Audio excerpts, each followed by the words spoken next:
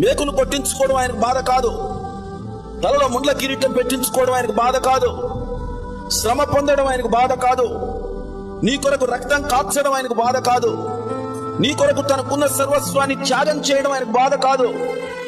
కానీ నీ జీవితంలో క్రమశిక్షణ లేకపోవడం ఏదైతే ఉందో, నీలో ఉన్న అవిశ్వాసం ఏదైతే ఉందో, నీకున్న అపనమ్మకం ఏదైతే ఉందో, నీ అవిధేయత ఏదైతే ఉందో, అది ఆయనకు విపరీతమైన బాధ కలిగిస్తుంది. నువ్వు సమర్పించుకొని సరిగ్గా బ్రతకలేకపోవడం అనేది బాధ.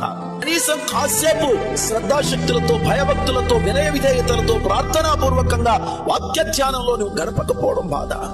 మీ వారానికి ఒక్కరోజు క్రమశిక్షణగా సమయానికి దేవుని సన్నిధిలోనికి రాలేకపోతున్నారే, అది బాధ.